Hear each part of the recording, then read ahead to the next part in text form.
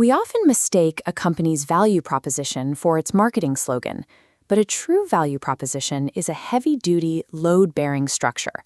Think of it as a physical bridge. Its sole purpose is to connect a specific customer's problem on one side of a chasm to an organization's operational capabilities on the other. In corporate strategy, the formal definition is strict. A value proposition is a clear statement of the unique value an organization delivers to a specific customer segment, explicitly explaining why those customers should choose it over alternatives. That definition requires an organization to answer 4 specific questions. Who exactly do you help? What precise problem do you solve? How do you do it better? And why does that outcome matter? Value does not exist in a vacuum. It is entirely relational. A product only has value relative to the specific audience it targets and the specific competitors it faces in the market. Because of these strict parameters, a value proposition is an operational blueprint. It dictates how a company must function inside and out, rather than serving as a simple promotional tool. The primary purpose of this framework is to clarify exactly why an organization deserves its customers' capital.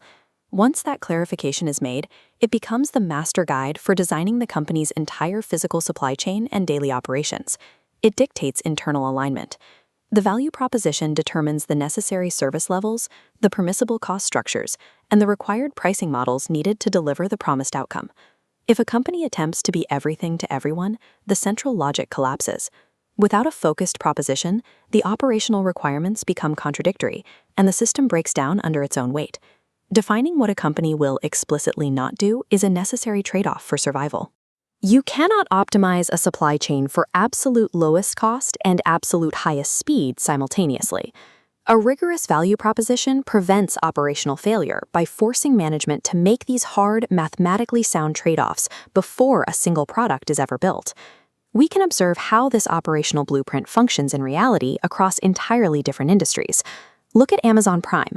The massive operational capability of highly reliable, fast delivery directly translates into the psychological value of time saved and peace of mind for the consumer. In the retail furniture space, IKEA's supply chain relies on flat packing and self-assembly. That specific operational model allows them to deliver the dual customer value of low prices and modern design. The math is identical in the enterprise sector. A business-to-business supply chain software provider might offer the technical feature of real-time inventory visibility. For the client, that generates the strict financial value of lower working capital and fewer stockouts. Or consider a local fresh food supplier.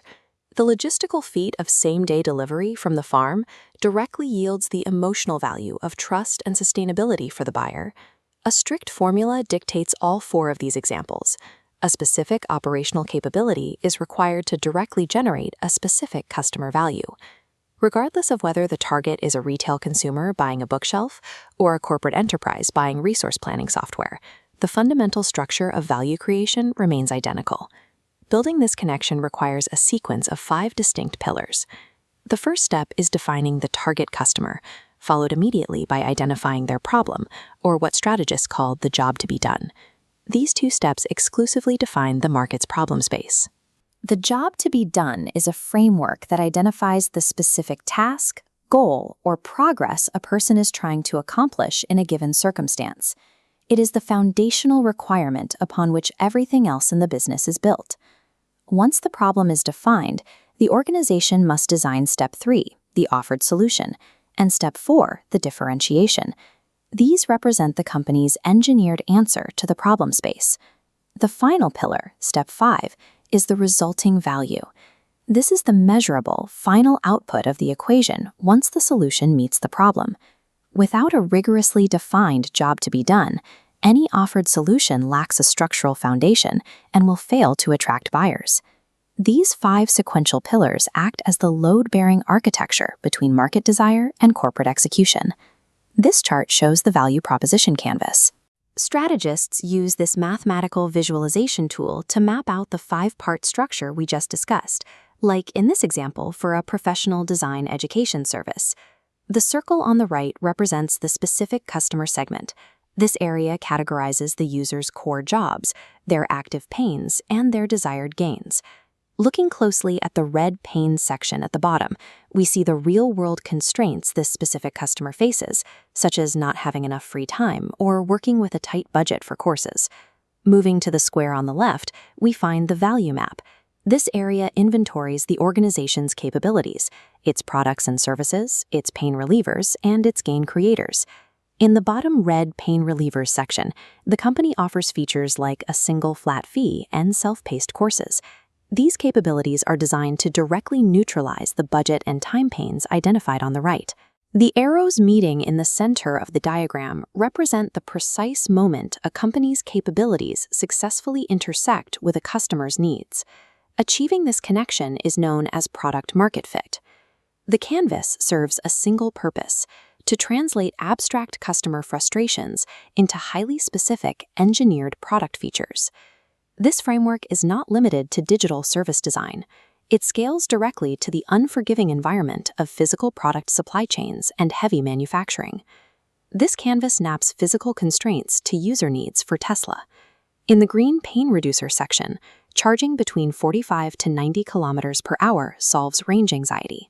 The yellow gain creators highlight high-demanding performance. On the left, distinct models target completely separate customer profiles. Every physical specification, factory tolerance, and material choice on a manufacturing line must be reverse-engineered from a validated customer requirement found on this canvas. Strategists use strict criteria to evaluate if a value proposition will actually survive contact with the real market. First, the proposition must be exceptionally clear, specific, and ruthlessly customer-centric.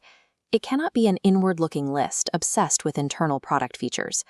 Second, there is an absolute necessity to be demonstrably differentiated from existing competitors operating in the exact same space. And finally, the ultimate acid test. The proposition must be entirely credible and physically deliverable. Any promise of value is functionally worthless if the underlying supply chain capacity, service levels, and cost structure cannot physically support it. A value proposition is the foundational DNA of a business.